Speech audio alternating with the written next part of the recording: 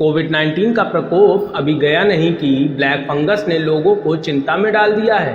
ऐसी हालत में लोगों के मन में तरह-तरह के सवाल उठ रहे हैं। इन सवालों का जवाब जानने के लिए अन्वेषी इंडिया ने प्रयागराज के जाने-माने डॉक्टर प्रशांत शुक्ला से बातचीत की।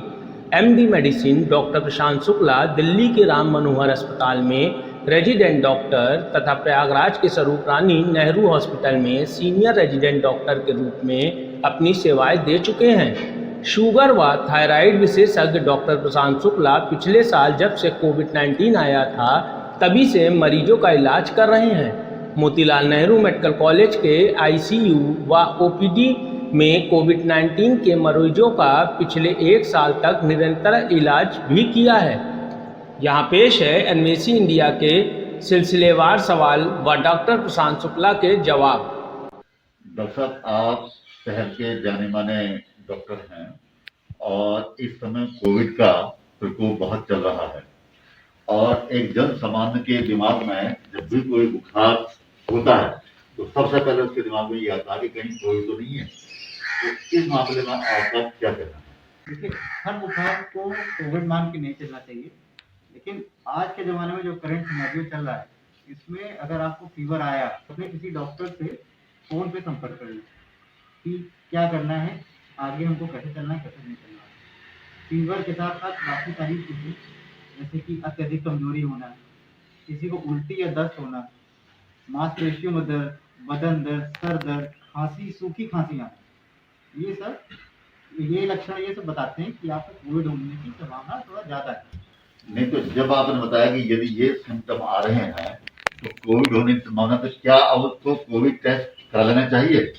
अगर ऐसी सिचुएशन बनती है तो आपको कोविड टेस्ट कराना चाहिए, और अगर खांसी के साथ साथ सांस फूल रहा है तो आपको अपना आरटी-पीसीआर और सीटी स्कैन एक टेस्ट का करा लेना चाहिए। अब यदि टेस्ट में उसको कोविड पॉजिटिव आ गया तो अब उसको क्या करना है, उसको किस प्रकार की सावधानी रखनी है, क्या ध्यान रखना है?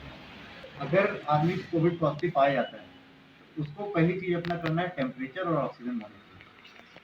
सही समय पे सही दवा लेना से ही इस वायरस को हराया जा सकता है।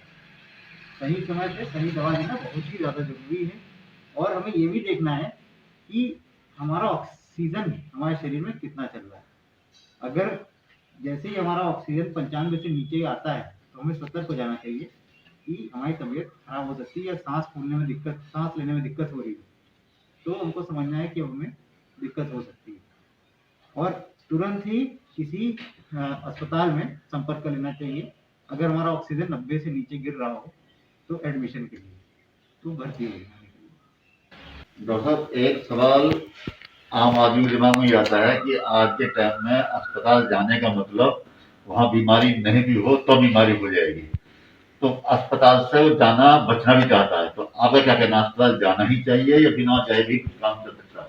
इसमें क्या है कि सब आपके ऑक्सीजन लेवल पे डिपेंड है। अगर आपका ऑक्सीजन बहुत तेजी से नीचे आ रहा है तो आपको ऑक्सीजन की जरूरत पड़ेगी, मास्क की जरूरत पड़ेगी, तो उस समय तो बिना एडमिशन के कोई दूसरा कोई उपाय नहीं है। और लेकिन अगर आपका ऑक्सीजन अच्छा चल रहा है, 94 से ऊपर चल रहा है, तो अपना विल पावर लूज नहीं करना। अब समझना है कि हमको इस वायरस को हराना ही हराना है। डॉक्टर सिर्फ दवा दे सकता है, लेकिन शरीर आपकी लड़ती है। अगर आपका मनोबल ऊंचा रहेगा तो आप निश्चित ही वायरस को हराएंगे। डॉक्टर साहब, ये आपने बहुत अच्छी बात की कि मनोबल जो है ये एक बहुत बड़ा काम करता है। हम भी ये मानते हैं कि यदि आत्मबल आपका मजबूत है तो शरीर की बीमारियों को दूर किया जा सकता है, लेकिन शरीर मजबूत है, आत्मबल कमजोर है, मानसिक रूप से कमजोर है, तो आप पर बीमारी हावी हो जाएगी। तो इस मनोबल को कैसे हाई किया जाए, आपका इस मामले में क्या कहना है? आपको यही सोच के चलना है कि इस बीमारी को अपने पर हावी नहीं होने देना है। डॉक्टर की दी हुई दवाई पे विश्वास रखना है और उसको खाना है, और उसके साथ साथ अपने खाने पीने पे भी भरपूर ध्यान देना है। ऐसा नहीं करना है कि खाना खाना छोड़ देना है, स्वाद नहीं मिल रहा है छोड़ देना है, मन नहीं कर रहा है छोड़ना है। खाते पीते ही रहना चाहिए, और इसमें बाकी जो काढ़ा और हल्दी का प्रयोग, दूध में हल्दी डाल के, ये सब का प्रयोग करना भी उचित है। लेकिन काढ़े को इतना ज़्यादा ना पी लें कि पेट दर्द होने लगे और दस्त होने लगे उसकी वजह से। तो हर चीज़ का सेवन उचित है, लेकिन ज़्यादा मात्रा में हानिकारक है। डॉक्टर साहब, इस समय सरकार का बड़ा जोर ये है कि वैक्सीन लगवाइए अधिक से अधिक, तुरंत जितनी जल्दी हो सके। अब लेकिन वैक्सीन लगवाने के लिए भी बहुत सारे दिमाग में कुछ ऐसी बात आती है, वैक्सीन कब लगवाना चाहिए, क्या मैं पूरा स्वस्थ हूँ तब लगवाना चाहिए, या मुझे बुखार आ रहा है तब भी लगवाना चाहिए। तो इस मामले में आपका क्या कहना है कि किसी को वैक्सीन लगवाते समय किन बातों का ध्यान रखना चाहिए कि कब लगवाना चाहिए? वैक्सीन तो आपको लगवाना ही चाहिए, और मैं तो ये कहूँगा कि मैं खुद वैक्सीनेटेड, और मेरे अंदर एंटीबॉडीज भी डेवलप है। और अगर आपको वैक्सीन लगाने के से पहले अगर आपको बुखार है तो उस समय आपको वैक्सीन नहीं लगाना है, 3 से 4 हफ्ते वेट करके फिर लगा सकते हैं, लेकिन वैक्सीनेटेड होना से ही आदमी सेफ रहेगा। डॉक्टर साहब, वैक्सीन लग जाने के बाद भी यदि बुखार आ जाए तो उसको क्या समझा जाए? अगर वैक्सीन लगने के बाद आपको बुखार आता है तो आप सबसे पहले काम वही करना है कि अगर बुखार आ रहा है तो अपने आप को आइसोलेट करिए और अपने डॉक्टर से संपर्क करें। डॉक्टर साहब, पोस्ट कोविड किन बातों का ध्यान रखना चाहिए? पोस्ट कोविड भी अपने आप में एक बहुत बड़ी समस्या है, जो कि हर पेशेंट एक बार कोविड निगेटिव तो हो जाता है, लेकिन कोविड से के बाद का असर और भी खतरनाक है, खासकर उन पेशेंट्स के लिए जो पेशेंट अस्पताल में भर्ती होकर डिस्चार्ज होके गए हैं। उनके लिए पोस्ट कोविड के बाद का 30 दिन से 40 दिन का समय बहुत जरूरी है। उनको अपना डी डाइमर टेस्ट हर 15 से 20 दिन में एक बार टेस्ट कराना चाहिए, और उनको ब्लड थिनर्स भी लेने चाहिए, क्योंकि इस बीमारी में खून के थक्के बनते हैं। कई लोग ऐसे बाद में एडमिट होते हैं, बाहर आते हैं बाद में, जिनका ऑक्सीजन लेवल गिरता रहता है, या तो किसी को अचानक हार्ट अटैक हो गया।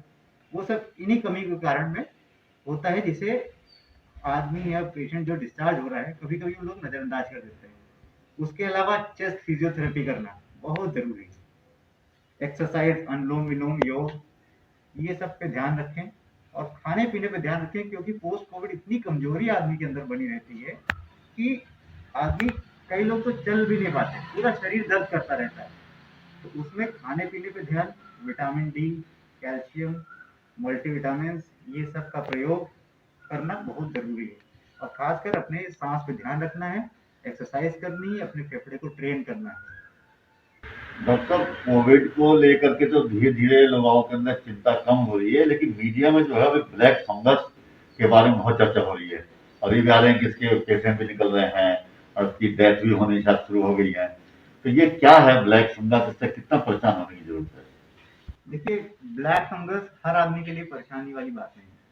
ये उनके लिए परेशानी की बात है जो लोग अधिकतर हॉस्पिटल में एडमिट हैं, और जिनको बहुत दिन से स्टेरॉइड्स चल रहे हैं, और उनकी इम्यूनिटी इतनी कम हो चुकी है जैसे कि उनके अंदर में ये इन्फेक्शन हो जाता है। तो हर आदमी को परेशान होने की जरूरत नहीं है, लेकिन जो कई दिन से आईसीयू में हैं, वो जब निकल रहे हों तो उनको इस चीज़ का ध्यान रखना है कि जैसे कि आँख में सूजन आना, नाक जाम हो जाना, या नाक से खून आना, चेहरे में दर्द करना, तो ये सब जो सिम्टम्स हैं, ये सब बताते हैं कि ब्लैक फंगस होने का अंदेशा होता है।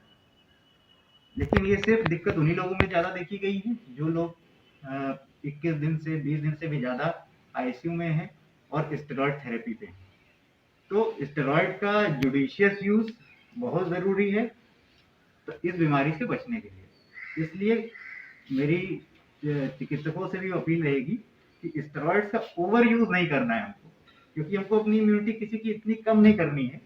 जैसे कोई पेशेंट डायबिटिक भी है, उसमें शुगर है, शुगर में पहले इम्यूनिटी कम है, अब उनको हमने और स्टेरॉइड दिया, शुगर भी कंट्रोल नहीं किया, तो ऐसे पेशेंट को ये खतरा ज़्यादा है। धन्यवाद डॉक्टर साहब, आपने अपने व्यस्त समय में हमें इंडिया को इतना समय दिया, और फिर कभी समय मिलेगा तो फिर आपसे बातचीत करेंगे। यदि आपको यह वीडियो पसंद आए तो लाइक करें और कमेंट व शेयर करिए, और चैनल को सब्सक्राइब भी करें ताकि आपको आने वाली वीडियो की नोटिफिकेशन मिल सके।